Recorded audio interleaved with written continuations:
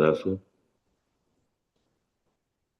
గురు బ్రహ్మా గురు విష్ణు గురుదేవో మహేశ్వర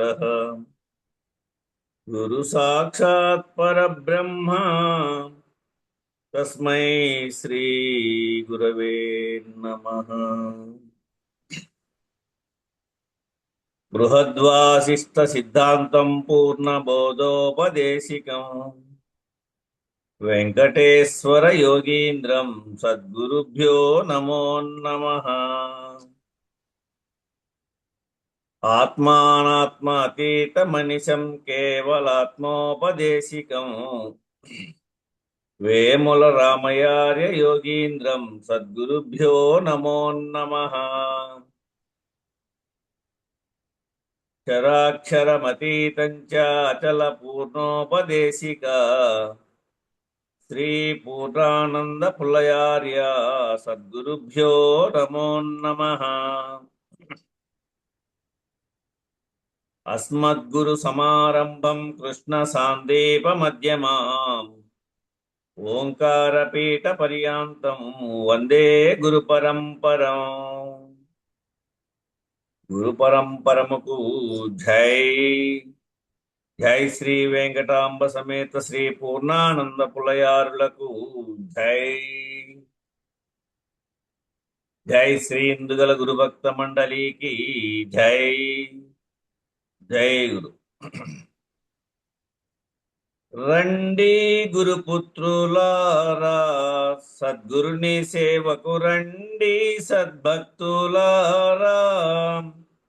రండి మనమందారామా కండ గురుని పూజ చేసి రెండార్ల భావ మెరిగి మొండి మాయను చెండుదాము. రండి గురుపుత్రులారా సద్గురుని సేవకు రండి సద్భక్తులారా. వచ్చిపోయే బాటగాదండి గురు కరుణ చేత సచ్చిపోతే మరలారామండి. అచ్చమైన పూర్ణ బోధ తెచ్చినాడు దేశికుడు. అచ్చమైన పూర్ణ బోధ తెచ్చినాడు దేశికుడు. దిచ్చుతనము లేక మనము హెచ్చెనెరుక నిచ్చేదము. రండి గురుపుత్రులారా సద్గురుని సేవకు రండి సద్భక్తులారా. నీటి బుగ్గ వంటి తనువులు ఎన్నాళ్ళు ఉన్న కాటికేగు మంటి దొంతులు. ఏటికి ఈ మొద్దు నిద్ర సూటిగా మేల్కొని వారధి. ఏటికి ఈ మొద్దు నిద్ర సూటిగా మేల్కొని వారధి. దాటి మేటి గురుని చేరి గోట భ్రమల మీటుదాము. దాటి మేటి గురుని చేరి గోట భ్రమల మీటుదాము. రండి గురుపుత్రులారా సద్గురుని సేవకు రండి సద్భక్తులారా. వాదమూల కందరానిది పరిపూర్ణ బోధ సాధనాలు ఏమీ లేనిది. లేదు ఎరుకకు మూలం కాదు పరిపూర్ణ మనుచు. లేదు ఎరుకకు మూలం కాదు పరిపూర్ణ మనుచు. బోధా చేయు గురునికి పుడేమో బోధా చేయు గురుని చేరి మోదముతో మ్రొక్కుదాము. రండి గురుపుత్రులారా సద్గురుని సేవకు రండి సద్భక్తులారా. అన్న ఎరుక పుట్టలేదన్నా పుట్టినాదంటే ఎన్నగాను ఏడలేదన్నా. తిన్నాగాను కలలో జగమోగన్న చందమాయే నీది. తిన్నాగాను కలలో జగమోగన్న చందమాయే నీది. సున్నాయాన్ని జెండాలెత్తి అన్నలారాడుదాము. రండి గురుపుత్రులారా సద్గురుని సేవకు రండి సద్భక్తులారా. ఉడమిలో శ్రీ వెంకటేశుని ప్రియ శిష్యుడైన వాడాపల్లి ఆగదాసుని జాడా నెరిగి గూడి మనము జోడు లేని దాన్ని చూచి జాడా నెరిగి గూడి మనము జోడు లేని దాన్ని చూచి ఏడాలేని ఎరుక చేత వేడి కృతిని వాడుదాము రండి గురుపుత్రులారా సద్గురుని సేవకు రండి సద్భక్తులారా రండి మనమందరమా కండ గురుని పూజ చేసి రెండార్ల భావ మెరిగి మొండి మాయను చెండుదాము రండి గురుపుత్రులారా సద్గురుని సేవకు రండి సద్భక్తులారా బలో శ్రీ సద్గురు మహారాజుకి జై జై శ్రీ వెంకటాంబ సమేత శ్రీ పూర్ణానంద పుల్లయారులకు జై జై శ్రీ ఇందుగల గురు భక్త మండలికి జై జై గురు జై గురు.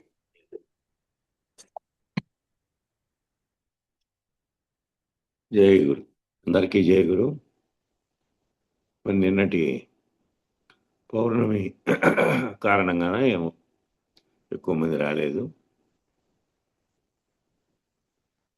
జై గురు. అందరికీ జై గురు. గురు పరంపరంకు జై.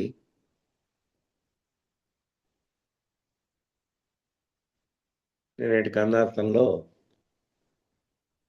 తత్ అంటే అది, బ్రహ్మమై ఉన్నావు, త్వం అంటే నేను, బ్రహ్మమే అయి ఉన్నావు అని చెప్పడం. జీవుడు బ్రహ్మమే అనేటటువంటి నిరూపణ. మరి నిరూపణ అయిన తర్వాత అయమాత్మ బ్రహ్మము అనేటువంటి నిర్ణయ వాక్యాన్ని, నా ఆత్మ బ్రహ్మముగా ఉన్నదనే నిర్ణయ వాక్యాన్ని శిష్యుడు మరలా గురువుకు తెలియజేస్తూ ఉన్నాడు. అయితే ఇక్కడ ఒరులొరులు ఎవరు అని అడుగుతున్నాడు. తత్ ఎక్కడ, త్వం ఎక్కడ అనే ప్రశ్నలను అనుసంధానించి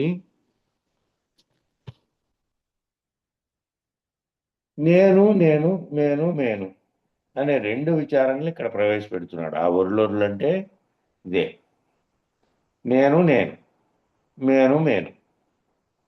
ఈ విచారణ ప్రవేశపెట్టి మేనుని నేనని అంటున్నామా, నేనును నేను అని అంటున్నామా అనేటువంటి విచారణతో ప్రారంభించి, ఈ మేనుతో కూడినటువంటి మేనును నామరూపాత్మకంగా జడ శరీరంగా ఉన్నటువంటి అవయవాలతో కూడిన రూపాన్ని నేను అంటున్నామా, నేనుగా చైతన్యం ఉండి ఏదైతే నాలోనే ఉండి అధిష్టానంగా ఉండి నడిపిస్తుందో చైతన్యంగా ఉన్నదో దానిని అంటున్నామా నేనును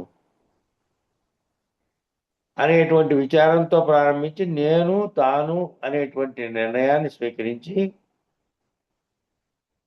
నేను తానేనటువంటి తాననేటువంటి వరులు ఏవైతే ఉన్నాయో ఆ వరులు లేనివి అనేటువంటివి నిరూపణ చేస్తూ, బయలు నిర్ణయం చేస్తూ, ఎరుక లేనిదని అనేటువంటి నిర్ణయాన్ని అందించే ప్రయత్నం చేస్తున్నాడు.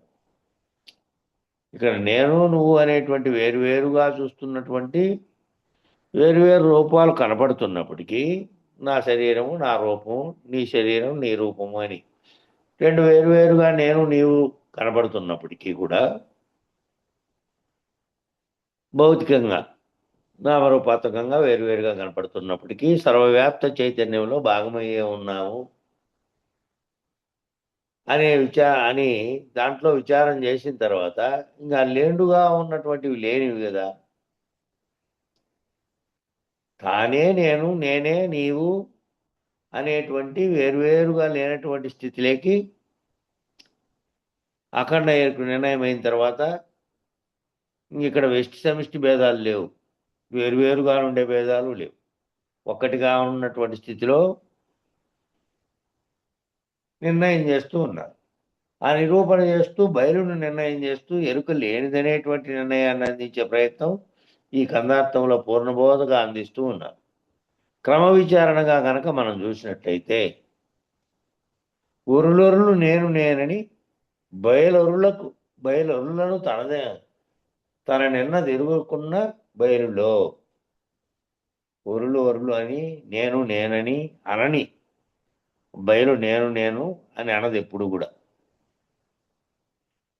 తనను ఎప్పుడు కూడా ఎరగకున్నటువంటి బయలులో. బయలు ఏ విధంగా ఉంది? ఎప్పుడు కూడా బయలు నీవు నేను అనదు, తాను అనదు, తనను ఎరగదు, ఇతరులను ఎరగదు, బ్రహ్మాండం అంతా వచ్చిపోతున్నప్పటికీ తాను ఎరగదు. అట్లా ఎరగకున్నటువంటి బయలులో అనే వాక్యాన్ని తీసుకొని సాధారణంగా భూమండలం మీద ఉన్నటువంటి మానవులంతా ఒకరితో ఒకరు వ్యవహరించే కాలంలో నీవు నీవు అంటూ, నేను నేను అంటూ వ్యవహార కాలం మంది వ్యవహరిస్తూ ఉన్నారు. వ్యవహారంలో ఎక్కడ పోయినప్పటికీ ఇక తాను చేస్తున్నాననే అహంకర్తృత్వంతో నేను నేను, తాను ఇంకొకరితో సంప్రదించాల్సి వస్తే నీవు నీవు అంటూ వ్యవహార కాలం మంది వ్యవహరిస్తూ ఉన్నారు. స్వప్న కాలంలో కూడా మనోవ్యవహారంలో, మనోభూమికలో ఈ రకమైనటువంటి నేను నీవు అనేటువంటి ద్వంద్వాలకు లోబడినటువంటి వ్యవహారమే మనం అనుభూతి చెందుతూ ఉన్నాం. స్వప్న కాలంలో స్వప్నం వచ్చినప్పటికీ ఆ స్వప్నంలో కూడా ఇదే రకమైనటువంటి నీవు నేను అనేటువంటి అక్కడ ఏ దృశ్యంలో ఎవరు ఎదురయ్యారో వారితో కూడా స్వప్నంలో కూడా ఇదే ద్వంద్వాలకు లోబడినటువంటి వ్యవహారమే మనం అనుభూతి చెందుతూ ఉన్నాం. మేల్కొన్న తర్వాత అనుభూతి ఏమో స్వప్నంలో పొందినప్పుడు కలిగినటువంటి అనుభూతి తెలుస్తోంది మేల్కొన్న తరువాత. అది లేనిదని తెలియబడినప్పటికీ ఆ వచ్చినప్పుడేమో అనుభూతి చెందాడు కదా, దానితో కలిగినటువంటి భావ సంఘర్షణతో అనుభూతి పొందాడు. అక్కడ ఏమేమి వ్యవహారం జరిగింది దాంతో. గాఢ నిద్రావస్థ అందేమో ప్రియమోద ప్రమోదములతో కూడినటువంటి మోహాతిశయంతో కూడినటువంటి తమోగుణ ఆనందమైనటువంటి ఆనందమయ కోశమైనటువంటి భూమికి ఎందు తనలో తాను రమించున్నప్పటికీ గాఢ నిద్రావస్థలోనేమో ఆ ప్రియమోద ప్రమోదములు అనేటువంటివన్నీ వాటన్నిటికీ ఆ ద్వంద్వములు ఏవీ లేకుండా ఉన్నటువంటి, ఏది తెలియబడకుండా ఉన్నటువంటి ఆనందంగా ఉన్నటువంటి నిద్రలో, తమోగుణ స్వరూపమైనటువంటి నిద్రలో ఆనందంగా ఉన్నప్పటికీ కూడా తాను ఆనందమయ కోశంలో ఆ భూమికలో తాను ఎప్పుడు రమిస్తున్నప్పటికీ ఆ సమయంలో ఆనందమయ కోశంతో రమిస్తున్నాడు నిద్రపోయి. అట్లా ఉన్నప్పటికీ ఆనందంగా ఉన్నాడు. ఈ ద్వంద్వములు ఏమీ లేవు. ఉన్నప్పటికీ రమిస్తున్నప్పటికీ ఏం జరుగుతుందంటే తనను తాను గుర్తిరగినటువంటి స్థితిలో నేను కలిసిపోయినటువంటి జడ సమాధిలో అక్కడ నేను వేరుగా, నేనును వేరుగా, మేనును వేరుగా గుర్తించే స్థితి లేదు. నేను మేననే ఆవరణలోనే ఉండి చైతన్యంతో ఉంది, కానీ చైతన్యం విరమించబడింది తాత్కాలికంగా. నిద్రావస్థలోకి శరీరం పోయింది. ఆ ఆనందమయ కోశమైనటువంటి ఆనందంగా ఉన్న దానితో అది రమిస్తూ ఉన్నప్పటికీ తనను కానీ శరీరాన్ని కానీ గుర్తిరిగే స్థితిలో లేదు. ఆ నేను మేరులను కలిసిపోయినటువంటి జడ సమాధి, నేను మేరులు కలిసిపోయినాయి. కలిసిపోయి మళ్ళీ నేను వేరుగా గుర్తించే స్థితి కూడా లేదు కాబట్టి ఇంకా జడమైనటువంటి శరీరము, చైతన్య విరమణ జరిగినటువంటి స్థితిలో ఆ రెండూ కలిసే అక్కడ ఉన్నప్పటికీ, సమాధి నిష్టలో ఉన్నట్లుగా ఉన్నప్పటికీ, సమాధి నిష్టలో ఏ విధంగా చైతన్యం తాత్కాలిక విరమణ చెంది మళ్ళీ శరీరం మేల్కొనే వరకు తన స్థితిని తాను గుర్తెరగకుండా సమాధిలో ఎట్లుంటుందో అట్లా ఆ స్థితిలో నుంచి గాఢ నిద్రావస్థను, ఆ గుర్తెరగని స్థితిలో నేను మేలును కలిసిపోయి జడ సమాధి నిష్ట వంటి గాఢ నిద్రావస్థను అనుభూతి చెందుతోంది. కానీ అనుభూతి చెందుతున్నాననే విషయం కూడా ఆ సమయంలో అయితే చెప్పజాలదు. నేను అనుభూతి చెందుతున్నాను ఈ విధమైనటువంటి ఆనందమయ కోశమైనటువంటి భూమికలో తాను రమిస్తూ సర్వమును మరిచి ఉన్నటువంటి స్థితిలో తానున్నాననేది ఆనందంగా ఉంది, ఇది ఆనందకరమైనటువంటి స్థితిలో ఉంది అని కూడా మేలుకున్న తర్వాత నిద్ర నాకు ఆనందంగా నిద్ర పట్టింది అనే సంగతిని మేలుకునిచ్చి చెప్పాల్సిందే తప్ప గాఢ నిద్రావస్థలో దాన్ని పొందుతున్నటువంటి వాడు చెప్పలేడు నేను ఈ విధంగా ఉన్నాను అని. ఆ విధమైనటువంటి జడ సమాధి నిష్ట వంటి గాఢ నిద్రావస్థను కూడా అనుభూతం చెందిన విషయాన్ని కూడా మేల్కొన్న తర్వాతే చెప్పాలి. ఆ అనుభూతం చెందినప్పుడు ఆ అనుభూతి చెందుతూ ఉన్నదాన్ని ఆస్వాదించలే, అప్పుడు చెందలే ఆహ్వానించి ఆస్వాదించి చెప్పడానికి అక్కడ చైతన్యం ఆస్వాదించిన దాన్ని తిరిగి తనలో పెట్టుకునేది చైతన్యం. కాబట్టి అక్కడ తాత్కాలికంగా అది అది ఇది రెండు విరమణ చెందాయి. దాన్ని గుర్తెరిగేది లేదు కాబట్టి నేననేటువంటి మేలుకు సాక్షిని నిద్రావస్థను అనుభూతం చెందుతూ తాను శరీరమే అనేటువంటి దశను కూడా అనుభవిస్తున్నాడు. తాను శరీరమే అయి ఉన్నటువంటి దశ. అప్పుడు మేలుకుంటే మళ్ళీ నేను వేరుగా చూడబడినటువంటి నేను చేస్తున్నా, నా కాలు కదులుతోంది, నా చేయి కదులుతోంది, నేను ఇక్కడి నుంచి అక్కడికి పోతున్నా, నేను ఫలానాది కోరుతున్నా, ఈ వ్యవహారం అంతా నేను అనేది వచ్చేసింది మేల్కుంటానే.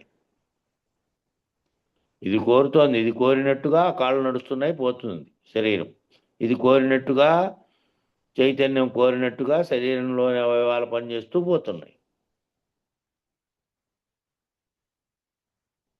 ఆ దశ ఎప్పుడు మేల్కొన్న తర్వాత వచ్చింది. ఇక్కడేమో జడ సమాధి నిద్రావస్థలో తాను శరీరమే అనేటువంటి స్థితి, తాను శరీరం తాను లేడు కాబట్టి, చైతన్యం లేదు కాబట్టి, శరీరంతో మిళితమైపోయినటువంటి ఉన్న దశను అనిపిస్తూ ఉన్నాడు కాబట్టి నేను అనేటువంటిది ఈ మేనుకు అప్పుడు ఏమైంది అంటే సాక్షిగా ఉంది. తాను అనేటువంటిది బ్రహ్మాండ సాక్షి అని, అంటే పిండాండ సాక్షి అయినటువంటి జ్ఞాతకేమో నేనని, బ్రహ్మాండ సాక్షి అయినటువంటి కూటస్థుడుకు తాను అనేటువంటి వ్యవహార నామాలు ఉన్నట్టుగా మనం వేదాంత బోధ యందు గమనించవచ్చు. ఈ నేను తాను నేనుగా ఉన్నటువంటిదేమో పిండాండ సాక్షి అయినటువంటి జ్ఞాత. ఇక్కడ తెలుసుకుంటున్నటువంటి, గమనిస్తున్నటువంటి, గుర్తెరుగుతున్నటువంటి జ్ఞాత పిండాండ సాక్షిగా ఉన్నాడు. అక్కడేమో సమిష్టిగా ఉన్నటువంటి బ్రహ్మాండ సాక్షి అయినటువంటి కూటస్థుడు. ఇక్కడ తాననేటువంటి, అక్కడ తాను, ఇక్కడ నేనుగా ఉన్నటువంటి ఆ నేనును పోగొడితే, నేను లేకుండా అయితే నేననేటువంటి వ్యవహారం చేస్తున్నటువంటి దాంట్లో శరీర భావన ఒకటి పోతే ఆ నేనని ఏదైతే ఉందో ఆ నేనే అక్కడ తాను సమిష్టి చైతన్యంగా ఉన్నటువంటి ఈశ్వరుడు, సమిష్టి చైతన్యంగా ఉన్నటువంటి స్థితిలో బ్రహ్మాండ సాక్షి. ఇక్కడ పిండాండ సాక్షిగా జ్ఞాత, అక్కడ బ్రహ్మాండ సాక్షి అయినటువంటి తాను. ఈ రెండు నేను తానులు అనేటివి పిండాండ సాక్షి అయినటువంటి జ్ఞాతకి నేనని పెడితే, బ్రహ్మాండ సాక్షి అయినటువంటి కూటస్థునకు దానితో కలిసినట్టు. కూటస్థుడు అంటే ఇక్కడ నేను లేడు, నేనే తాను అయిపోయినటువంటి స్థితిలోకి పోయినాడు. కూటస్థుడై తాను అయ్యాడు అక్కడ. ఆ తాను బ్రహ్మాండ సాక్షిగా ఉంది. ఇక్కడ పిండాండ సాక్షిగా జ్ఞాత ఉన్నట్టే.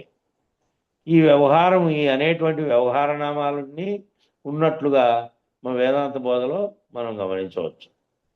విచారణ చేసుకుంటూ పోతే ఈ స్థితులను ఒక్కటొక్కటిగా తాను తనలో అనుభూతి చెందితే అప్పుడు తనలో ఈ భావాలన్నిటి వేదాంత బోధలో ఎక్కడెక్కడ ఏ పదాలు ఏ సందర్భంలో వాడు ఉపయోగించారో అది సులభంగానే మీరు అవగాహన చేసుకోగలుగుతారు. సగుణ నిర్గుణోపాసనల భేదంలో సగుణోపాసన యందు ఈశ్వరుని తనవలే భావించి షోడశోపచార పూజతో తనలో ఉన్నటువంటి ఈశ్వరుని తానే అర్పిస్తున్నటువంటి పద్ధతిగా, తనను తాను గుర్తెరుక్కునేటువంటి పద్ధతిగా, జనన మరణములకు లోబడినటువంటి సాక్షి అయినటువంటి స్థితిని గుర్తించే ఈశ్వరుని గుర్తించేటటువంటి పనిలో దాకా చాలా సుదీర్ఘమైన ఒకటే వాక్యమే ఉంది, సంధి కలిపి చేశారు ఒకటే వాక్యమే.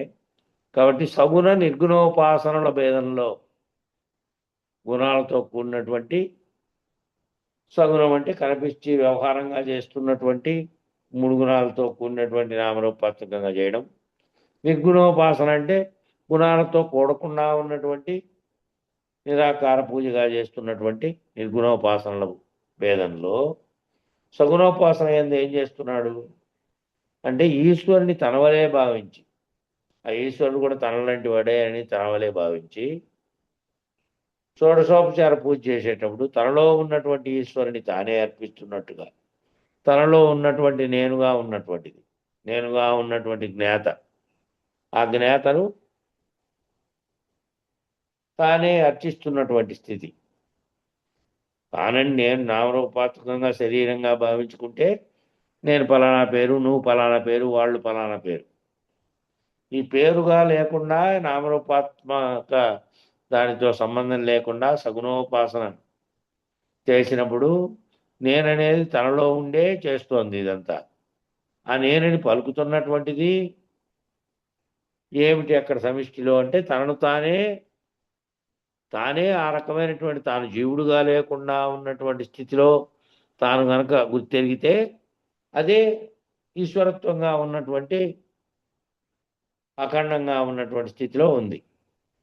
అయితే ఈ షోడశోపచార పూజలో ఏం చేస్తున్నాడు? తానే ఈశ్వరుని తానే అర్చిస్తున్నట్టుగా పద్ధతిగా, తనను తాను గుర్తించుకునేటువంటి పద్ధతిగా తన యొక్క స్థితి అక్కడుంది. కాబట్టి తన యొక్క చైతన్యాన్ని సమిష్టిగా ఉన్నటువంటి చైతన్యంగా భావించి అక్కడ అర్చిస్తూ ఉన్నాడు. అర్చిస్తూ ఉన్నటువంటి జనన మరణాలకు లోబడినటువంటి సాక్షి అయినటువంటి స్థితిని గుర్తించే ఈశ్వరుణ్ణి. జనన మరణాలకు లోబడ్డు. అక్కడ ఈశ్వరుడుగా ఉన్నదేమో దానికి జనన మరణాలు లేవు. జనన మరణాలకు సంబంధం లేనటువంటి ఈశ్వరుడుగా ఉన్నాడు. శరీరం ధరించినటువంటి ఉపాధితో మనం ఉన్నాం. అక్కడ కేవలం చైతన్యంగా, సర్వవ్యాప్త చైతన్యంగా బ్రహ్మాండ వ్యవస్థను నడిపిస్తున్నటువంటి చైతన్య శక్తిగా ఉన్నాడు. అటువంటి విధంగా ఉన్నటువంటి జనన మరణాలకు లోబడినటువంటి సాక్షి, బ్రహ్మాండ సాక్షి అయినటువంటి ఆయన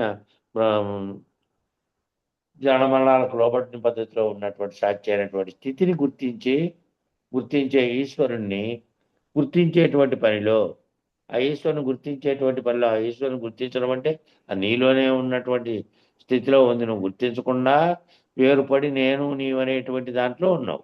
ఆ నేను నీవు అనేటువంటిలో నుంచి నేను తాను అని వేరువేరుగా ఉన్నవి రెండు ఒక్కటేనని గుర్తించే వరకు, ఆ గుర్తించిన తర్వాత ఆ సాక్షి అయినటువంటి స్థితిని గుర్తించే ఈశ్వరుని గుర్తించేటువంటి పనిలో కర్మ మార్గం ద్వారా, భక్తి మార్గం ద్వారా, యోగ మార్గం ద్వారా, జ్ఞాన మార్గంలో ప్రవేశించి విచారణా బలంతో పంచకోశాలకు అవస్థాత్రయ సాక్షికి ఇక్కడ చూడండి, విచారణ చేసిన తర్వాత ఈ విచారణలో ఈ సాక్షిని గుర్తించే స్థితి జరిగినప్పటికీ ఆ గుర్తించేటువంటి పనిలో మొదట ఏం జరిగింది? ఈ 4 మార్గాల గుండా పోయారు. 4 రకాలైనటువంటి కర్మ మార్గం గుండా పోతున్న వాళ్ళు నిరంతరం పనిచేస్తూ కర్మ మార్గం చేస్తూ ఉన్నారు. భక్తి మార్గం గుండా పోయే వాళ్ళేమో అక్కడ పోయి భక్తి చేస్తే ఏదో సంవేదన చేస్తే తాను వేరుగా ఉన్నాడు జీవుడు ఈశ్వరుడు అనే భావనతో చేస్తున్నారు భక్తి మార్గంతో. అట్లా ఈశ్వరుని గుర్తెరిగే మార్గంగా చేస్తున్నారు. మళ్ళా విచారణలో జ్ఞాన మార్గంలో ప్రవేశించే వరకు యోగ మార్గంలో ప్రవేశించిన యోగ మార్గంలో ఏమవుతుంది? తాను తాను తాను ఎవరైతే ఉన్నారో తానులో కలుగుతున్నటువంటి జ్ఞాత ఉన్నాడో ఆ జ్ఞాతే సర్వవ్యాప్తి చైతన్యంగా ఉన్నటువంటిది అని యోగ మార్గంలో గుర్తించే ప్రయత్నం కూడా చేశారు. ఆ నేను అనేటివి నిర్వహించబడినటువంటి ధ్యాన వస్తువుగా ఉన్నటువంటి ఈశ్వరుని పెట్టుకొని ఈశ్వరుని లేదా ఏదో ఒకటి భావాన్ని తనలో, యోగం అంటే అదే, యోగం అంటే దానికి దగ్గర అవడం కోసం ఏ దాన్ని లక్షించారో దాన్ని అట్లా పోతున్నారు. జ్ఞాన మార్గంలో ప్రవేశించి, జ్ఞాన మార్గం అంటే ఈ విచారణ ద్వారా ఇట్లా ఒక్కొక్కటి వస్తు నిర్ణయంగా తెలుసుకుంటూ పోవడం అనేటువంటి పద్ధతి. ప్రవేశించి విచారణ బలంతో పంచకోశాలైనటువంటి అవస్థాత్రయానికి సాక్షి అయినటువంటి ఈ పంచకోశాలకు అవస్థాత్రయ సాక్షి అంటే 5 కోశాలు ఏమేం చేస్తున్నాయి, 3 అవస్థల్లోనూ ఎట్లా పనిచేసి వాటికి సాక్షిగా ఉన్నటువంటి స్థితిలో ఉంది నేననేటువంటి ఆత్మస్వరూపం. ఆ పంచకోశాలేమో శరీరంతో కూడి ఉన్నప్పటికీ శరీర అవయవాలుగా పంచకోశాలు అవి వేరువేరుగా పనిచేస్తున్నప్పటికీ ఆ వాటిని నడిపిస్తున్నది ఎవరు? ఆయా అవస్థల్లో గుర్తెరుగుతున్నది ఎవరు? వాటిని ఆ 3 అవస్థల్లోనూ సాక్షిగా ఉన్నటువంటి ఆత్మస్వరూపంగా ఉన్నది గుర్తెరుగుతుంది. తానే తన యందు సర్వత్రా గుర్తించినటువంటి వాడు ఎవరైతే ఉన్నాడో ఆ ఆత్మస్వరూపాన్ని తానే తన యందు తనలోనే సర్వత్రా గుర్తించినటువంటి వాడు. ఆ సర్వత్రా మేనుగా ఉన్నటువంటి దాంట్లో అన్ని కోశాలలో అవస్థాత్రయ సాక్షిగా ఉండి వాటితో వాటన్నిటి మూడు అవస్థల్లో ఏం చేస్తున్నాయో చేస్తున్నటువంటి దాన్ని అంతటినీ గుర్తిస్తున్నటువంటి వారు ఎవరైతే ఉన్నాడో జ్ఞాతగా ఉన్నటువంటి అతడు వరులని చెప్పడానికి రెండవ వాడు లేనటువంటి వాడు. రెండవ వాడంటే వేరుగా చూస్తే వేరుగా మేనుగా చూసి చూడబడితేనేమో శరీరంగా చూసి అది వేరుగా ఉన్నది, అది పంచకోశాత్మకంగా ఉన్నది అని గుర్తెరుగుతున్నటువంటి వాడు తన ఆత్మస్వరూపంగా ఉన్న సర్వము గుర్తెరిగేటువంటి చైతన్యమే అంతటా ఉన్నదని, అది వేరుగా లేదని, ఆ రెండు ఒక్కటేనని ఎవరైతే గుర్తించారో ఆ గుర్తించినటువంటి వాడు ఊరులని చెప్పడానికి రెండో వాళ్ళు లేనటువంటి వాడు. ఇంకోరు ఉన్నారు అని చెప్పడానికి ఇంక రెండో వాళ్ళు లేడు. ఈ శరీరంలో పంచకోశాలకు అవస్థాత్రయ సాక్షిగా తానుండి జ్ఞాతగా ఆజ్ఞాతే సర్వవ్యాప్త చైతన్యంగా ఉన్నటువంటి తానని పిలుస్తున్నటువంటి బ్రహ్మాండ సాక్షిగా ఉన్నటువంటి ఈశ్వరుడు అని తాను గనక గుర్తించగలిగితే ఇంకా వరులని చెప్పడానికి రెండో వాడు లేడు. అప్పటి వరకునే ఒకటో వాడు రెండో వాడు నేను నువ్వు. ఆ నేను నువ్వులు లేవు. బ్రహ్మాండ సాక్షిగా ఉన్నటువంటి స్థితిలో ఒక్కటే ఉన్నది. అనేకత్వంగా ఉన్నటువంటి పిండాండములన్నీ జడ శరీరాలుగా ఉన్నటువంటి వాటిలో చైతన్యం పనిచేస్తూ ఉంటే దీంట్లో నుంచి బ్రహ్మాండ సాక్షిగా ఉన్నటువంటి ఇక్కడ మూడవస్థలకి అవస్థాత్రయ సాక్షిగా ఉన్న గ్రాతే అక్కడ బ్రహ్మాండ సాక్షిగా ఉన్న ఈశ్వరుడు అయిన తర్వాత ఇక రెండో వాడు ఉన్నాడని చెప్పడానికి లేదు. నేను తాను ఒక్కటే అయినటువంటి స్థితిలో ఉన్నాడు. సాధారణంగా కర్తృత్వ భోక్తృత్వ అభిమానములతో జీవించేటువంటి జీవుడు వరులు నీవు నేనని అంటూ ఉంటాడు. నేను నీవు అని ఎవడంటున్నాడు? నిన్ను గుర్తించి నిన్ను వేరుగా నన్ను వేరుగా చూస్తున్నది ఎవరు అంటే కర్తృత్వ భోక్తృత్వ అభిమానములతో జీవించే జీవుడు. ఎవరు కర్తృత్వ భోక్తృత్వములతో అంటే వ్యవహార జీవితంలో నేను ఫలానా పని చేస్తున్నాను, ఫలానా ఫలితాన్ని అనుభవిస్తున్నాను. పనిని చేస్తున్నానంటే కర్తృత్వం, ఫలానా ఆ పని వల్ల వచ్చినటువంటి ఫలితాన్ని అనుభవిస్తున్నానంటే అది భోక్తృత్వం. ఈ రెండు అభిమానాలు ఎవరికి? నాకే ఉన్నాయి. నేను చేస్తున్నానని ఎప్పుడైతే తాదాత్మ్యత దానితో పొందిందో ఆ చేస్తున్న దానికి సాక్షిగా ఉంటేనేమో దానితో కర్తృత్వ భోక్తృత్వ అభిమానం లేదు. అది చేస్తున్నటువంటిది దాని యొక్క శరీర ధర్మంగా పనిచేస్తూ ఉంది. నేను సాక్షిత్వ స్థితిలో ఉండి చేస్తున్న దానిని గమనిస్తూ కర్తృత్వరహితంగా ఉన్నప్పుడు లేదు. అది కర్తృత్వంతో భోక్తృత్వంతో ఉన్నప్పుడేమో జీవించేటప్పుడు జీవుడు ఏమంటున్నాడు? అప్పుడు వ్యవహార నేను లేకొచ్చాడు. వ్యవహార నేనుగా కాకుండా ఉన్నటువంటి సాక్షిత్వ నేను కాకుండా వ్యవహార నేనులో వరులని నేనని అంటున్నాడు. నేను విడదీసుకున్నాడు. ఇక్కడ తన కర్తృత్వం ఉంది, దాని ఫలితాన్ని భోక్తృత్వంగా అనుభవిస్తున్నది తానే. ఎవరు చేశారో పని తానే కాబట్టి ఆ ఇతరులను ఎందుకు అంటున్నాడంటే ఇక్కడ కర్త ఉన్నాడు కాబట్టి చేసినటువంటి వాడు తాను కాబట్టి అవతల వాడిని ఇతరులుగా భావించి అంటున్నాడు, అన్యులుగా భావించి. మళ్ళీ ఎవరైతే ఆత్మనిష్ఠులైన వారు ఉంటారో వారికి వరులు ఎవరు? ఇక్కడ వ్యవహార నేనుకే కర్తృత్వ భోక్తృత్వాలు ఉన్నాయి. వ్యవహార నేనుగా ఉన్నప్పుడు కర్తృత్వంతో నేనన్నాడు, నాదన్నాడు. ఆ భోక్తృత్వంతో అనుభవిస్తున్నటువంటి అంశం కూడా దాన్ని నాదన్నాడు. ఇది నాది అంటే దాన్ని అనుభవించేవాడు ఈడే. దాన్ని ఎవరైతే కర్తగా ఉన్నాడో వాడు అనుభవిస్తూ ఉన్నాడు. అట్లా అనుభవించే వ్యవహార నేననేటువంటిది అంటున్నాడు. వ్యవహార జీవితంలో ఉన్నప్పుడు అంటున్నాడు. మరి ఎవరైతే ఆత్మనిష్ఠులైన వారు ఉంటారో వారికి వరులు ఎవరు? ఎవరైతే శరీర తత్వంతో కర్తృత్వ భోక్తృత్వ రహితంగా వ్యవహరిస్తున్నారో అశరీరుడైనటువంటి స్థితికి చేరినటువంటి వాడు గనక తన వ్యవహారంలో నేను ముడిపెట్టుకోకుండా నేననేది సాక్షిగా ఉంటూ దాంట్లోనే జరిగేటువంటి సర్వ విషయాలని తాను గుర్తెరుగుతూ ఉండి మరియు దాన్ని అంటకుండా ఉన్నటువంటి స్థితిలో ఎవరైతే ఆత్మనిష్ఠుడుగా ఉన్నారో సర్వవ్యాప్త చైతన్యంగా ఉన్న స్థితిలో దీన్ని నేను చేస్తున్నాననేటువంటిది లేదు, నేను అనుభవిస్తున్నాననేటువంటిది లేదు. శరీరం శరీర ధర్మంగా అనుభవిస్తుంటే దాన్ని సాక్షిత్వ స్థితిలో ఉండి చూసేటువంటి సాక్షిగా నేనున్నాను, నేను ఆత్మస్వరూపంగా ఉన్నానని ఎవరు విచారించారో వారికి వరులు ఎవరు? ఇంకా వరులు లేరు. సర్వవ్యాప్త చైతన్యం ఒక్కటేనన్నటువంటి స్థితిలో ఉన్నారు. ఇంకా కర్త లేడు కాబట్టి భోక్త లేడు. తర్వాత ఈ కర్త చేసేవాడు కాదు. ఈ పద్ధతిలో కాకుండా సర్వవ్యాప్తంగా జరుగుతున్న చైతన్యము ఒక్కటిగా ఉన్నది. మళ్ళీ ఎవరెవరు వారి కర్తృత్వం వచ్చేటప్పటికి శరీరంతో కూడి నేనైతోంది, అతనైతోంది, ఇంకొకరైతోంది, ఇంకా ఎవరు అనేకత్వం ఎన్నైతే ఉన్నాయో అన్నిటి వ్యవహారంలో వారు, వీరు, నేను, నువ్వు అనేటివన్నీ వచ్చినాయి.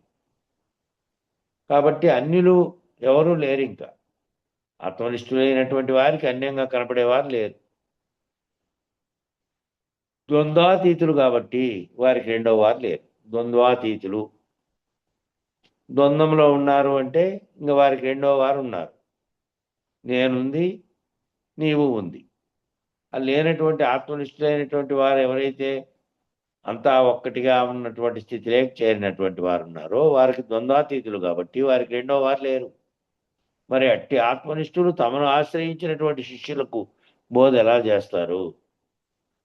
అటువంటి ఆత్మనిష్ఠులు తనను ఎవరైనా ఆశ్రయించితే తన శిష్యులకు ఎటువంటి బోధ చేస్తారు? ఎట్లా చేస్తారు అంటే కనబడేటువంటి శిష్యునిలో తనను తానే దర్శించుకుంటాడు. ఇంకా వల్ల వారు వేరుగా భావించి చేయడు. ఇంకా అటువంటి గురువు ద్వంద్వాలను దాటినటువంటి ఆత్మనిష్ఠుడైనటువంటి ఆ గురువు ఆ శిష్యులు ఎవరైతే తనను ఆశ్రయించారో ఆశ్రయించి అట్టి బోధ కొరకు చేశారో అటువంటి వారిని ఏం చేస్తారు? ఇంక రెండో వాడుగా భావించడు, తనకంటే వేరుగా ఉన్నట్లు భావించడు. శరీరాలు రెండు వేరు వేరు నామరూపాత్మకంగా కనపడుతున్నప్పటికీ అతనిలోకి ప్రవేశిస్తాడు అని నిన్న వచ్చింది కదా. అతని బుద్ధిలో ఇతను ప్రవేశించి అతని హృదయంలో ఉండి పనిచేస్తాడు, శరీరాలుగా గుర్తించడు. అటువంటి శిష్యుని యొక్క మదిలో ఏముందో ఆ భావనలో అతని యొక్క పరిస్థితిని బట్టి ఆ భావనలో తాను తానే దర్శించుకొని శిష్యునిలో ఆ సద్గురుమూర్తి, ఆ శరీర గురుమూర్తి యొక్క సత్తానే తన శరీరంలో కూడా సాక్షిగా పనిచేస్తూ బోధిస్తున్నటువంటిది ఆ శరీర గురు సత్తాయే. ఆ గురు సత్తా ఏదైతే ఉందో అది మాత్రమే అక్కడ పోయి పనిచేస్తూ ఉంది, ఆ శిష్యుని శరీరంలో బోధన చేస్తూ ఉంది, శరీరంగా భావించి కాదు. ఇక అతనిలో పనిచేస్తున్నటువంటి దర్శించుకుంటాడు, అతనిలో తానే దర్శించుకుంటాడు. ఆత్మస్వరూపుడుగా ఉండి సద్గురుమూర్తిగా, శరీర సద్గురుమూర్తిగా ఉండి శరీరం అనే భావన కాకుండా అశరీర సద్గురుమూర్తిగా ఉండి సత్తా, తన యొక్క సత్తానే అక్కడ పోయి తన శిష్యుల్లో కూడా పనిచేస్తూ ఇక్కడ బోధిస్తున్నది. ఇక్కడేమో తాను సాక్షిగా ఉంటూ రెండింటిలో జరిగే చర్యలను గమనించినప్పటికీ ఆ శరీరాన్ని వేరుగా చూడడు, తన శరీరాన్ని అతని శరీరాన్ని అనే భావనలో లేకుండా మొత్తం చైతన్యాన్ని ఒక్కటిగా చూస్తాడు, ఒక్క చైతన్యంగా చూస్తాడు. కాబట్టి అందులో బోధిస్తున్నది ఎవరు అంటే ఆ అశరీరమైనటువంటి గురు సత్తా, అశరీరుడైనటువంటి ఆ గురువు సత్తానే పనిచేస్తుంది. కాబట్టి అటువంటి గురు సత్తా యందు దృఢమైన స్థితమైనటువంటి నిర్ణయం కలిగినటువంటి వాడు సర్వత్రా తమను తామే దర్శిస్తున్నటువంటి వాడు. అటువంటి గురు సత్తా యందు దృఢమైనటువంటి స్థితమైనటువంటి నిర్ణయం కలిగినటువంటి వాడైతే సర్వత్రా కూడా ఇంకా ఎక్కడా ఇంకొక చోట వేరుగా ఇంకొకటి అన్యంగా ఉన్నదనేటువంటి భావనే కలగదు. ఇంకా సర్వులు ఒక్కటే, తానను తానే అందులోనూ అందరిలోనూ దర్శించగలిగినటువంటి స్థితి ఇది. కాబట్టి తమను తామే దర్శిస్తున్నటువంటి వాడు అంతటా ఉన్న తనను, అన్నిటా ఉన్న తనను, అన్నిటినీ తనలోనూ ఏకకాలంలో దర్శిస్తున్నటువంటి వాడు. బయట అంతటా అనేకంగా కనబడుతున్న అంతట్లోనూ తనను తానే దర్శిస్తూ తాను అంతటా ఉన్నటువంటి స్థితిలో ఉన్నానని, అన్నిటా నేనున్నానని, ఆ అన్నిట్లోనూ నేనున్నా, అన్నిటినీ మళ్ళా తనలోనే, అవన్నీ కూడా తనలోనే ఉన్నాయి అని ఏకకాలంలో దర్శిస్తున్నటువంటి, చంచలత్వం ఉడిగినటువంటి స్థితిలో నిలకడ చెంది ఉన్నటువంటి స్థితిలో ఆత్మనిష్ఠుడై. చంచలత్వం ఉడకకుండా ఉంది అనుకో, చంచలత్వంతో కూడి స్థితిలో ఉంటే మటుకు అన్నిటినీ తనలోనూ అంతటా తనను తానే ఉన్నట్టుగా దర్శించలేడు. చంచలత్వం ఉడిగినటువంటి స్థితిలో అయితేనే, అట్లా నిలకడ చెందినటువంటి స్థితిలో ఉంటే ఇంకా అన్యము కనపడదు. కాబట్టి చంచలత్వం ఉంది అంటే అన్యం ఉంది, కనపడుతుంది. చేపల చలనం కలగడానికి కారణం మళ్ళా లోపల ప్రవేశించిందని. నిలకడ చెందినటువంటి స్థితిలో ఆత్మనిష్ఠుడై వరులనేవారు ఎవరూ లేరు. నేను అనేది కూడా లేదు, ఏ భేదము లేదు, కేవలం అంతటా తానై ఉన్నది అనేటువంటి ఆత్మనిష్ఠుడై ఉన్నటువంటి వారు ఎవరైతే ఉన్నారో, ఎవరైతే ఆ విధంగా దర్శించగలిగినటువంటి వాళ్ళు, చంచలత్వం ఉడిగినటువంటి వాళ్లకు ఏమైంటుంది? ఆత్మనిష్ఠుడై ఉంటాడు కాబట్టి కేవల చైతన్యం ఒక్కటే పనిచేస్తున్నది అని చైతన్య స్వరూపంలో దర్శించుకుంటాడు. నామరూపాత్మక శరీరంగా దర్శించుకొని నేను నువ్వు అనేటువంటి ఈ శరీర భేదం జడవస్తువును గుర్తించే స్థితిలో కాదు, తాను సర్వవ్యాప్త చైతన్యం అనే గుర్తిరిగినటువంటి స్థితిలో ఉన్నటువంటి వాడు ఉంటాడు. కాబట్టి ఆయనకు అటువంటి ఆత్మనిష్ఠునికి వరులు అనేవారు ఎవరూ లేరు, నేను లేను, ఏ భేదము లేదు, కేవలం అంతటా తానై ఉన్నది అనేటువంటి ఆత్మనిష్ఠుడై ఉన్నటువంటి వారు ఎవరున్నారో అది దీనికి ఆదిశంకర్లు చెప్పినటువంటి ఉపమానం. దీనికి ఆదిశంకర్లు అయినటువంటి వారు ఆదిశంకర్లు చెప్పారు, ఉపమానం చెప్పితే ఆ ఉపమానాన్ని ఇక్కడ తీసుకొచ్చారు. ఏమిటంటే, కుండలో ఆకాశం ఉందా, ఆకాశంలో కుండ ఉందా అనే విచారణను చేపట్టినట్లయితే కుండ బయట అంతా వ్యాపించి ఉన్నది ఆకాశమే, అయితే కుండలో ఉన్నది కూడా ఆకాశమే. కుండ పగలేసినప్పుడు ఆకాశంలో కలిసిపోయిందని చెప్పడం ఎంత సత్యమో చూడండి. ఈ ఉపమానం ఎందుకు చెప్పారంటే, ఆకాశము అంటే అంతటా శూన్యంగా ఉన్నటువంటి ఆవరణ, అంతటా శూన్యంగా ఉన్న ఆవరణలో సూర్యచంద్రాదులతో పాటు సమస్త వస్తువులు, సమస్త భూమండలంతో పాటు సమస్తము ఆ ఆవరణతో కూడినటువంటి ఆకాశంలో ఉన్నాయి. ఆకాశంలో అంటే అదే ఖాళీగా ఉన్నటువంటి ప్రదేశంలో, ఆ ఖాళీ ప్రదేశంలోనే ఇవన్నీ ఏర్పడినాయి అనుకోండి. అందులో కుండ అనేది తయారు చేయాలని ఒకరికి సంకల్పించి తయారు చేశాడు. కుండ తయారు చేసి అక్కడ పెట్టాడు, ఖాళీ కుండ. అందులో ఖాళీ ప్రదేశం ఉందా లేదా? ఆ ఖాళీ ప్రదేశం ఖాళీగా ఉంది కదా. ఖాళీగా ఉన్నటువంటి ఖాళీ ప్రదేశం కూడా శూన్యంగా ఉన్నది. ఆకారం ఒకటేమో చుట్టూ కల్పించినటువంటి ఓ గదిని తయారు చేస్తే 4 వైపుల గోడలు పెడితే అది రూముగా ఎట్లయిందో గది లోపల, నిజానికి ఆ గోడలు లేకుండా పోతే దాన్ని గది అనడానికి లేదు. సర్వవ్యాప్తంగా బయలులో ఉన్నటువంటి శూన్యంగా ఎట్లుందో అటు శూన్యం ఉంది. అది దానికి ఏర్పాటు చేసినటువంటి గదిలో కూడా ఖాళీగా ఉన్న ప్రదేశం శూన్యమే, అది ఆకాశంగానే ఉంది. ఈ కుండలో ఉన్నటువంటి ఆకాశం కుండ అనే రూపం కలిగించి ఆ కుండ అక్కడ పెట్టిన తర్వాత అందులో ఇది ఉంది అని అనుకుంటూ ఉన్నాం. నిజానికి ఆ కుండతో సహా దేంట్లో ఉంది? బ్రహ్మాండంగా ఉన్నటువంటి ఆకాశంలో ఉంది. ఆ కుండ అనే ఆకారాన్ని ఏర్పాటు చేసినందువల్ల ఆ కుండలో ఉన్నటువంటి ఖాళీగా ఉన్న ప్రదేశాన్ని, దాన్ని కూడా ఘటాకాశము అని ప్రత్యేకంగా అన్నాం. కుండలో బయలుందని. కుండ పగలగొడితే అది వేరుగా 2 ఆకాశాలు ఉన్నాయా? సర్వవ్యాప్త ఆకాశంలో భాగమైంది. అక్కడ వేరే ఆకాశం అని అనడానికి లేదు. ఘటాకాశంగా ఆకారంతో కూడినటువంటిది అక్కడ పెట్టావు కాబట్టి అది ఉంది. కుండలో ఉన్నది కూడా ఆకాశమే అయితే కుండ పగలేసినప్పుడు ఆకాశం ఆకాశంలో కలిసిపోయిందని చెప్పడం ఎంత సత్యమో, కుండలో అంతవరకు నీకు కనిపించినటువంటి శూన్యం ఇప్పుడుందా? కుండ పగలేసిన తర్వాత శూన్యం శూన్యంలో కలిసిపోయింది. బయలు బయలుగా ఉన్నటువంటి స్థితిలో కలిసిపోయింది. ఖాళీగా ఉన్న ప్రదేశంలో కలిసిపోయింది. కొత్త ఆకాశం వచ్చి పూర్వమున్న ఆకాశంలో కలిసిపోయిందని చెప్పడం ఎంత భ్రాంతో. కొత్తగా ఆకాశం వచ్చి మళ్ళీ పూర్వమున్నటువంటి ఆకాశంలో ఆ ఆకాశం మళ్ళీ పోయి పూర్వమున్న దాంట్లో కలిసిపోయింది. కొత్తగాను వచ్చి మళ్ళా పూర్వమున్న దాంట్లో కలిసేది ఏ కాలమందున నిజానికి ఒకటిగా ఉన్నది. ఈ వచ్చినటువంటిది మధ్యలో కల్పించబడినటువంటి స్థితిలో ఓ ఆకారం వచ్చింది, అందులో ఉన్నది అని అనుకుంది అంతే. మధ్యలో వచ్చి మళ్ళీ అది పోయి కలిసింది అనేది లేదు. ఎప్పటికీ ఎప్పటికీ ఉంది. కుండ తయారు కానప్పుడు అదే ప్రదేశంలో అక్కడే ఉంది.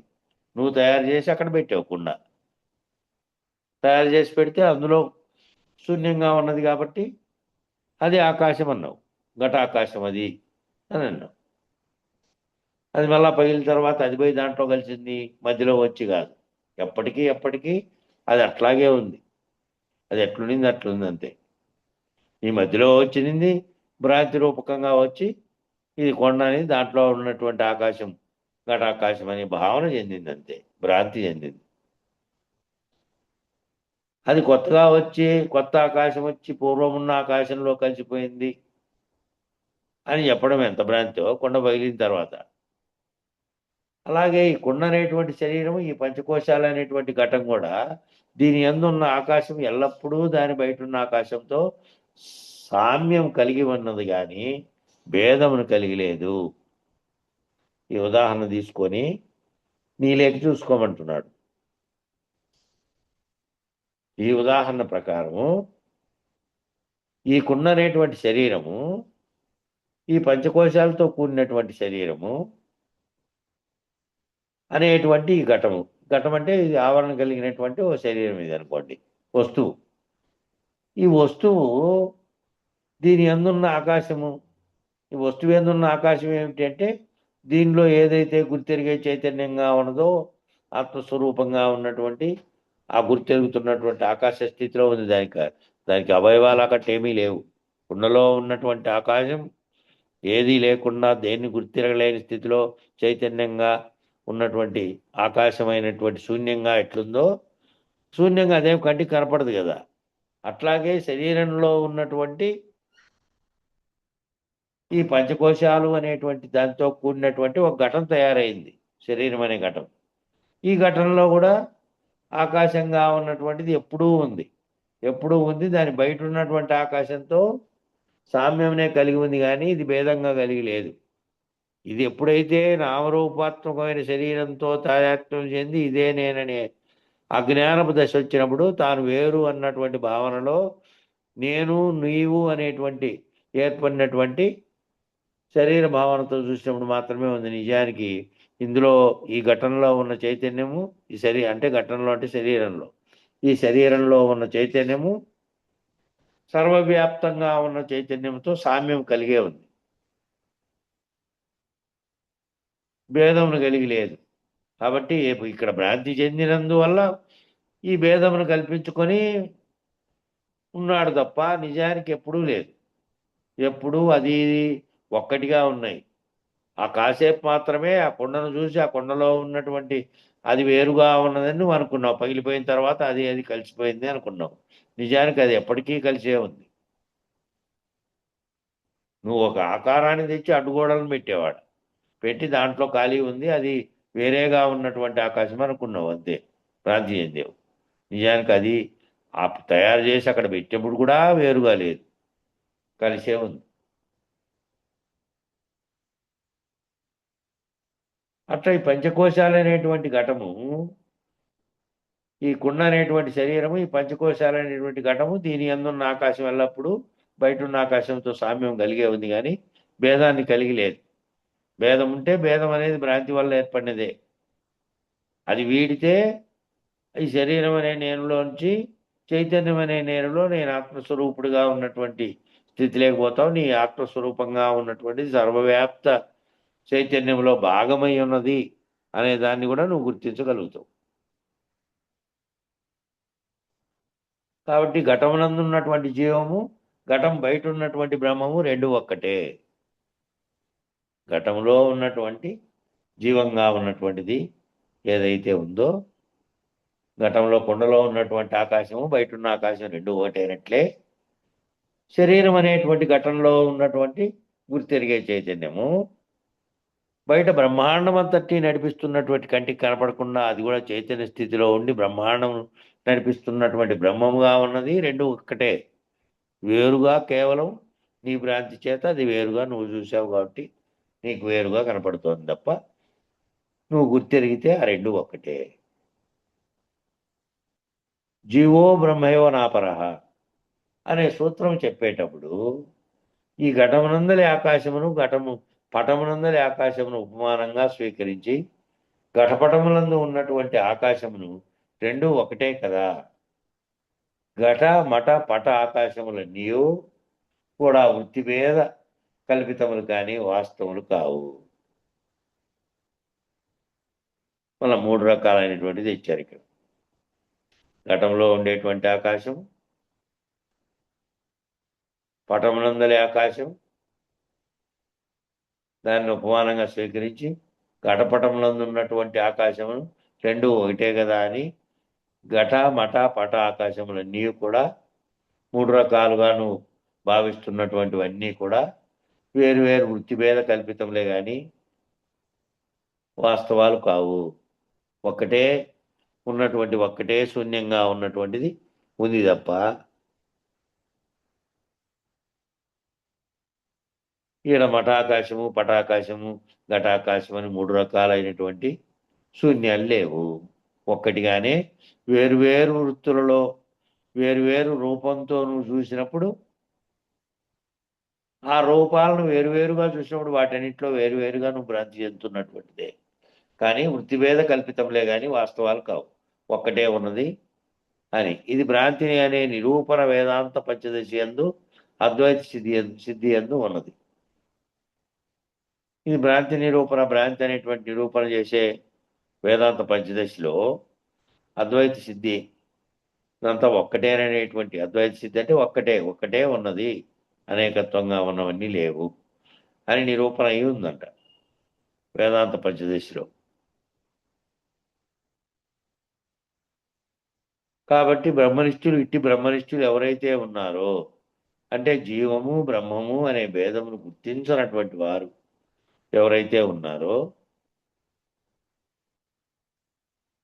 ఉన్నదంతా బ్రహ్మమే అనేటువంటి దృష్టిని ఎవరైతే కలిగి ఉన్నారో వారికి సూచన చేసే పనిని చేపట్టారు.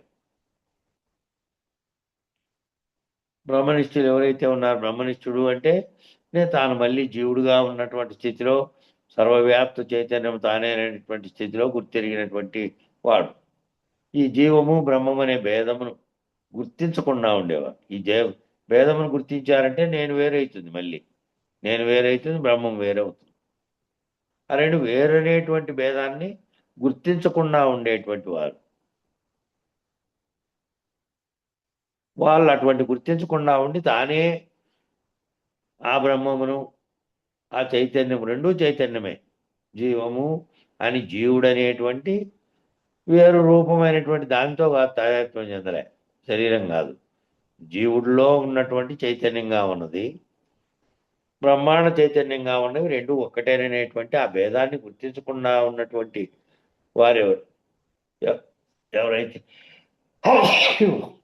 ఎవరైతే ఉన్నారో, ఉన్నదంతా బ్రహ్మమే అనేటువంటి దృష్టిని ఎవరైతే కలిగి ఉన్నారో వారికి ఈ సూచన చేసే పని చేపట్టారట. అయ్యా, ఒక బ్రహ్మాండ పరిధిలో ఉన్నటువంటి 5 25 తత్వములు ఏవైతే ఉన్నాయో, పంచభూతాలు, పంచతన్మాత్రలు, పంచశక్తులు, పంచబ్రహ్మలు, పంచబీజములు, ఇట్లా 5 ఇక్కడ శరీరంగా చూస్తున్నటువంటి దాంట్లోనేమో 5 రకాలైనటువంటి కోశాలు చెప్పారు.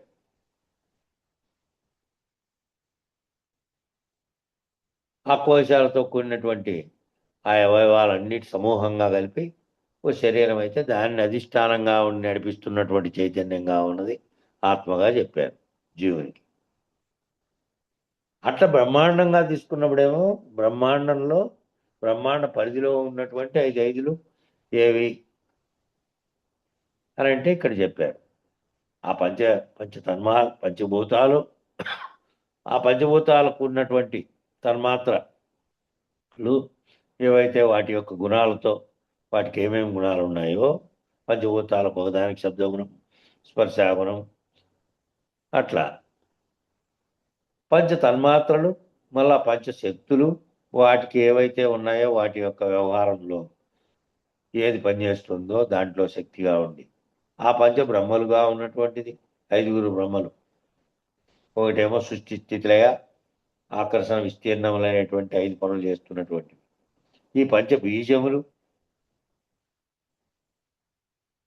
ఈ 5 దానులు ఉత్పత్తి కావడానికి కలిగినటువంటి ఏ బీజ స్వరూపంలో ఉన్నాయో అవి ఇవన్నీ కూడా ఏకమైన తర్వాత బ్రహ్మాండం అనేటువంటి సర్వవ్యాపకమైనటువంటిది వచ్చింది. సూక్ష్మమై సరులకు ఆధారమై 84 లక్షల జీవరాశులకు ఆధారమై ప్రకృతి అనే పేరు పిలువబడుతూ ప్రకటితమై ఈశ్వరీయమై బ్రహ్మమై తా కదలక ఉన్నదో అట్టి తాను బయలునందు చూడబోతే లేకుండా ఉన్నది కదా. ఇట్లా సర్వవ్యాపకమైనటువంటి సూక్ష్మంగా ఉన్నటువంటి స్థూలంగా కనపడేదేమో పంచభూతాత్మకంగా ఉన్నటువంటి, అందులో ఉండి పనిచేస్తున్నటువంటి సూక్ష్మంగా ఉన్నది, మళ్ళీ అన్నిటికీ ఆధారమై ఉన్నది. అన్నిటికీ ఈ సర్వవ్యాప్తమైన 84 లక్షల జీవరాశులకు కూడా అది ఆధారం. అది పని చేయకుండా ఉంటే ఇది ఉన్నా వేస్టే అనేటువంటి ఒక్క ఏకకణ జీవి అనే దాంట్లో కూడా చలనం ఉన్నప్పటికీ దానికి ఆకలి దప్పులు గుర్తించే శక్తి దానికి ఉంది, ప్రత్యేకంగా మెదలు లేదు దానికి. ఈ అన్నిటితో సహా జీవులన్నిటికీ సూక్ష్మ స్థితిలో ఏదైతే ఆధారమై పనిచేస్తుందో ఈ 84 లక్షల జీవరాశులకు ఆధారమై ప్రకృతి అనే పేరు పిలువబడుతూ ప్రకటితమై, ప్రకృతి అని పిలువబడుతున్నటువంటి ప్రకటితమైనదంతా ఏంటంటే అంత సమస్తంతో కూడినటువంటి బాహ్య ప్రపంచంగా ఉన్నది. అట్లా ప్రకటితమై ఈశ్వరీయమై బ్రహ్మమై ఉన్నదేమో తా కదలక ఉన్నది. ఈ కదిలించే జగత్తుగా ఉన్నదేమో శరీరంగా ఉన్నది, సర్వముగా కదులుతోంది. అది కదలకుండా ఉన్నది చైతన్యంగా మాత్రమే ఉన్నది. ఈ కిందదేమో స్థూలంగా కనపడుతున్నది అంతా కూడా కదులుతూనే ఉంది. అట్లా ఈశ్వరీయమై బ్రహ్మమై తా కదలకున్నటువంటి చైతన్యంగా ఉన్నదేమో తాను బయలును చూడబోతే బయలులో ఏదీ లేదు. బయలులో చూడడానికి వస్తువే లేదు. ఈ వస్తువు ఇక్కడ రూపకమై వ్యక్తమైనటువంటిది ఉంది ప్రకృతిగా. దీనికి వేరువేరైనటువంటి అన్నీ కూడి దాంట్లో ఉన్నటువంటి దాని లక్షణాలు అన్నీ కూడి ఓ స్థితి ఏర్పడింది. దానికి అట్టి స్థితి ఏమీ లేవు, విలక్షణమైన స్థితిలో ఉంది. దానికి లక్షణాలు కూడా చెప్పడానికి కూడా లేదు. బయలు లక్షణములు, బయలు స్థితి అనేది ఊహతో తెలుసుకుని ఊహతో గుర్తెరుగుతున్నటువంటి స్థితిలో ఉండాల్సింది తప్ప మిగిలిన వాటికి చెప్పినట్టు భౌతికంగా దీనికి ఆకారం ఉంది, ఎర్రగుంది, నల్లగుంది ఈ రకమైన లక్షణాలు ఏమీ లేవు. అట్టి బయలును తాను చూడబోతే లేకుండా ఉన్నది కదా. ఆ బయలు అనేది దాంట్లో ఏమీ లేదు, ఇది లేనే లేదు. అది కేవలం సర్వవ్యాప్తంగా ఉన్నప్పటికీ అందులో ఏమీ లేదు. ఈ వస్తున్నటువంటిది అంతా అందులో వచ్చిపోతున్నప్పటికీ అది గుర్తెరగలేదు. అది దాన్ని తనను కానీ దాంట్లో వచ్చిపోతున్న దాన్ని కానీ గుర్తెరిగేది కాదు. అట్టి దారిని తాను చూడబోతే ఏడుంది, ఇంకా లేదు, అది ఎప్పటికీ ఉన్నది, ఇదేమో వచ్చిపోతుంది. అనగా అంతరిక్షమునందు చూస్తే వీటికి ఎక్కడ సామ్య లక్షణం కానీ భేద లక్షణం కానీ కనబడటం లేదు. అంతరిక్షంగా ఉన్న దాంట్లోకి పోతేనేమో ఆకాశం అనే అవకాశం ఇచ్చినటువంటి పరిధిలో ఉన్నటువంటివి చూస్తే ఆ పరిధిలో ఉన్న వస్తువులన్నీ కలిపి సూర్యచంద్రాదులు, అనేకమైనటువంటి నక్షత్రాలు, అనేకమైనటువంటి గ్రహాలు, అందులో కలిగినటువంటి ప్రాణులతో ఉన్న భూగ్రహం, ఇవన్నీ కిందికి చూస్తే, అంతరిక్షమునందు చూస్తే అది దాటిన స్థితి, నక్షత్రాలు దాటిన స్థితి అవతలికి పోయి చూస్తే ఆ కృష్ణబిలంగా ఉన్నటువంటి కృష్ణబిలం, కృష్ణం అంటే నలుపు, బిలము అంటే ఆ పెద్ద ఈ మొత్తం బ్రహ్మాండాన్ని తనలేకి ఈడ్చుకోగలిగినటువంటి గొయ్యి లాంటిది. ఆ అంతరిక్షంలో చూస్తే వీటికి ఎక్కడ సామ్య లక్షణం కానీ భేద లక్షణం కానీ ఏమీ లేవు. కాబట్టి షట్ప్రమాణ సహితమైనటువంటి విచారణ ఏదైతే ఈ మొత్తమే లేదు. ఇంక అక్కడ పోయి చూస్తే ఈ బ్రహ్మాండంగా ఉన్నదంతా ఏమీ లేదు, ఇంకా బ్రహ్మాండము లేదు, అంతా శూన్యమైపోయి అందులోకి పోవడమే, ఆ శూన్యంలో కలిసిపోవడమే. షట్ప్రమాణమైన సహితమైనటువంటి విచారణ ఏదైతే బుద్ధి బలంతో మనం శాస్త్రీయమైనటువంటి విచారణగా స్వీకరిస్తూ నిరూపించేటువంటి ప్రయత్నం ఏదైతే చేస్తున్నామో, ఈ 6 ప్రమాణాలతో కూడి చేస్తున్నటువంటి ఈ లక్షణములు ఏవి కూడా బయలునందు కనబడటం లేదు. ఇక్కడేమో 5 చెప్పినటువంటి 25 తత్వాలతో కూడినటువంటిది, దాన్ని నడిపిస్తున్నటువంటిది ఒకటి చెప్పినటువంటి, ఇవన్నీ కూడా ఆ బయలునందు ఏ లక్షణాలు ఇవన్నీ లేవు. ఇక్కడ ఉన్నటువంటి కోశాలు లేవు, దీన్ని నడిపించేది లేదు, వాటికి 5 తత్వాలుగా కూడినటువంటిది లేదు, ఏమీ లేదు. కాబట్టి ఇది అక్కడ లేదు, అక్కడ ఉన్నది ఏదో అది ఇక్కడ లేదని చెప్పగలవా? అక్కడేమో ఇది లేదు, కానీ అది అంతటా ఉన్నది, అది ఇక్కడ లేదని చెప్పగలవా? ఇక్కడ ఉన్నదేమో అక్కడ లేదు. ఇక్కడ ఉన్నటువంటి ఈ బ్రహ్మాండంగా భావిస్తున్నటువంటి లక్షణాలు కలిగినటువంటివంతా ఏమీ లేదు అక్కడ. కానీ ఇదేమో అక్కడ లేదు, కానీ అక్కడ ఉండేటువంటిది ఇక్కడ లేదని చెప్పగలవా అంటే, అంతటా వ్యాపించి ఉన్నటువంటి బయలులోనే ఇదంతా ఉంది. ఉన్నప్పటికీ ఇది ఉన్నది, ఇట్లా ఉన్నది అనే గుర్తింపు అందులో లేదు. కాబట్టి దాన్ని దర్శించిన తర్వాత ఇది ఉందని చెప్పడానికి కానీ, ఇది ఇట్లా ఉందని చెప్పడానికి, ఇది లేదని చెప్పడానికి కానీ ఎవరు లేరు. కానీ ఇక్కడ లేదని చెప్పడానికి ముళ్ళుగుచ్చు సందు లేక అంతటా ఉన్నది బయలే అయితే, అంతటా బయలే ఉంటే ముళ్ళుగుచ్చడానికి సందు లేకుండా అంతరిక్షము వ్యోమము అనేటువంటి లక్షణాలు లేవు దానికి. వ్యోమం అనేదేమో ఆవరణతో కూడినటువంటి ఆకాశ స్థితిలో ఉంది. అంతరిక్షంగా ఉన్నదేమో ఆవరణ దాటినటువంటి స్థితిలో ఉంది, ఆవరణ అవతలగా ఉంది. ఈ ఆవరణ అంతా అందులోనే ఉంది.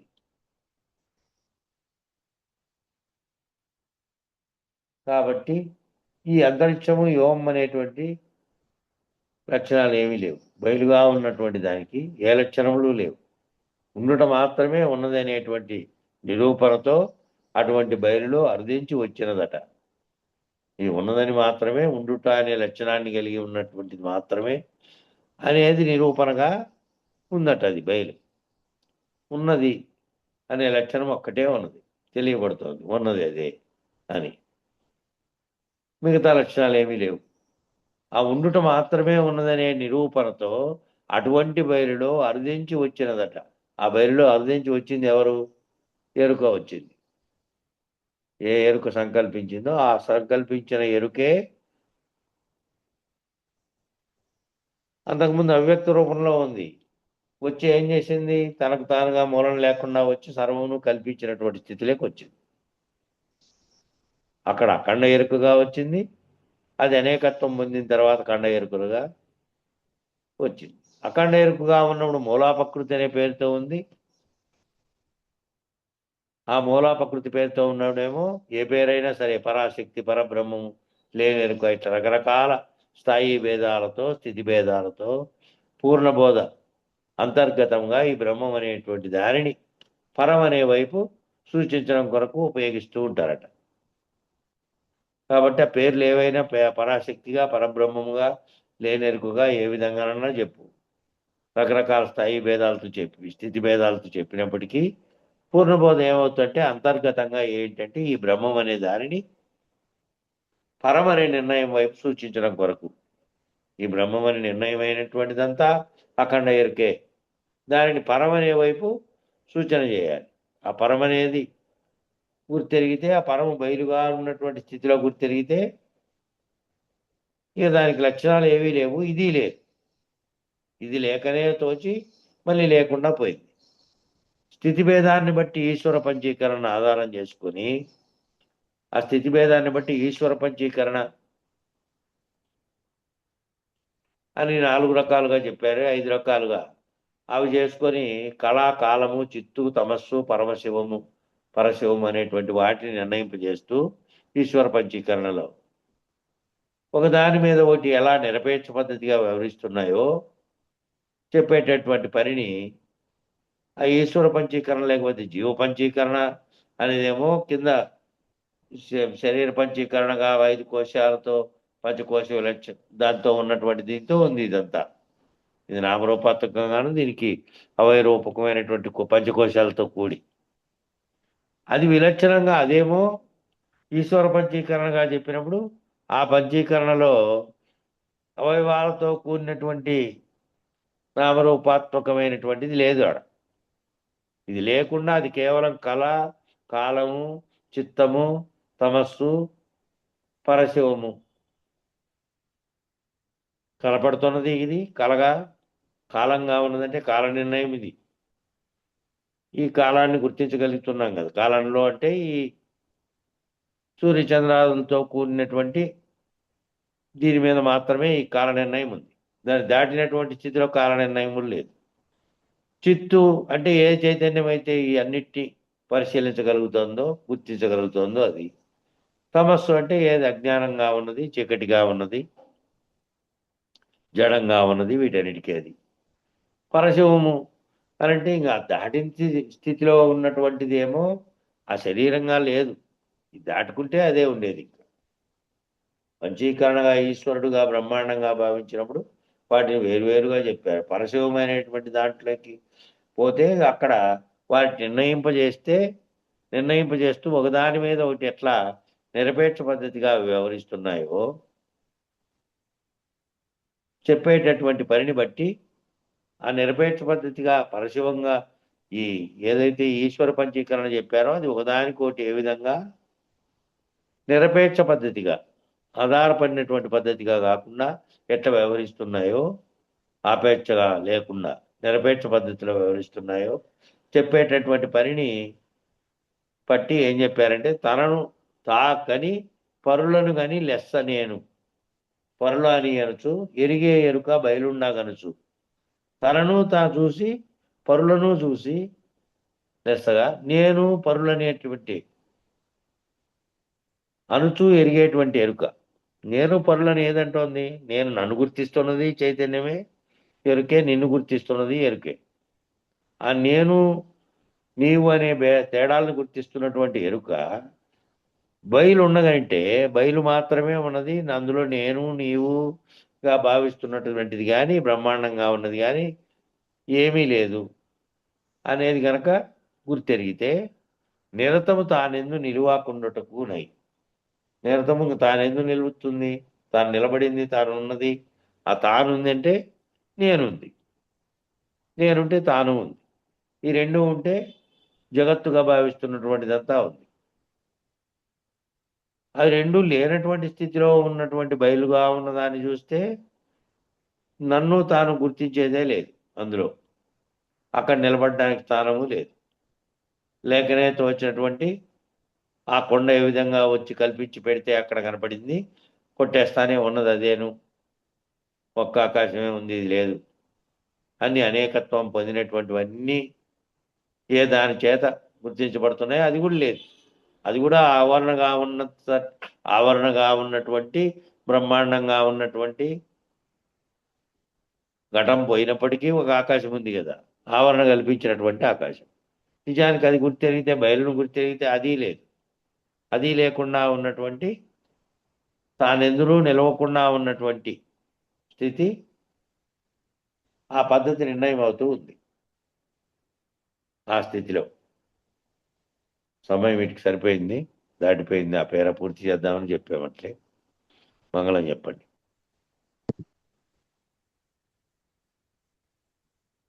జై గురు.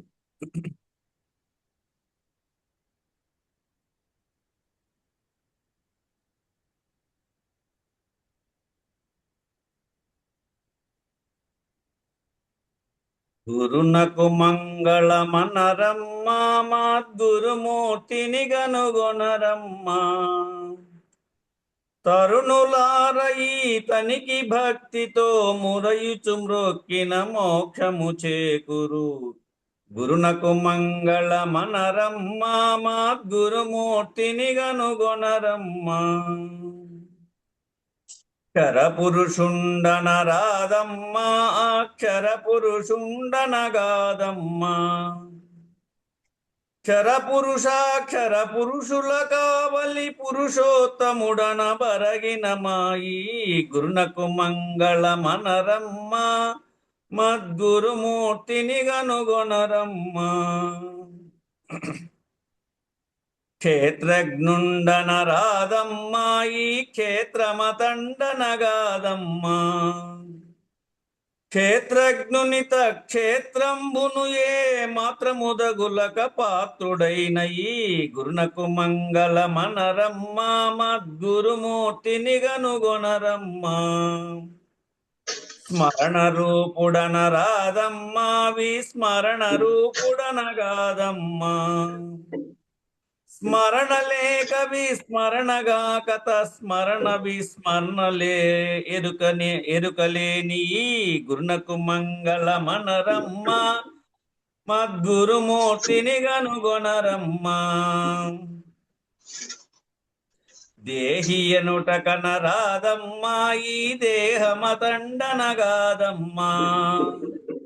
అహంభావున కంటు సొంటులగు దేహి దేహముల తెరబుబోని. గురునకు మంగళమనరమ్మ మద్గురుమూర్తిని గనుగొనరమ్మ. పిండ రూపుడనరాదమ్మ బ్రహ్మాండ రూపుడనగాదమ్మ. పిండాండ బ్రహ్మాండ పాండముల నిండియుండి అవి రెండుగాని. గురునకు మంగళమనరమ్మ మద్గురుమూర్తిని గనుగొనరమ్మ. జ్ఞానియనుట కనరాదమ్మ అజ్ఞానియనుట కది లేదమ్మ. జ్ఞానాజ్ఞానములోన నొక్కటియు తానుగాక శూన్యానికి మీదిన. గురునకు మంగళమనరమ్మ మద్గురుమూర్తిని గనుగొనరమ్మ. యోగియనుట కనరాదమ్మ మరి భోగియనుట కనగాదమ్మ. యోగి భోగి ఉద్యోగములంటని భాగవతాన్వయ భవకృష్ణుండనే. గురునకు మంగళమనరమ్మ మద్గురుమూర్తిని గనుగొనరమ్మ.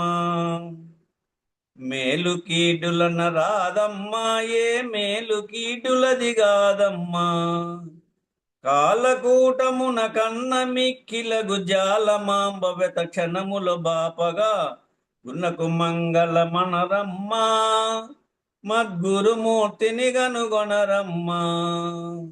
బలో శ్రీ సద్గురు మహారాజ్ కి జై. గురు పరంపరముకు జై. జై శ్రీ వెంకటాంబ సమేత శ్రీ పూర్ణానంద పులయారులకు జై. జై గురు.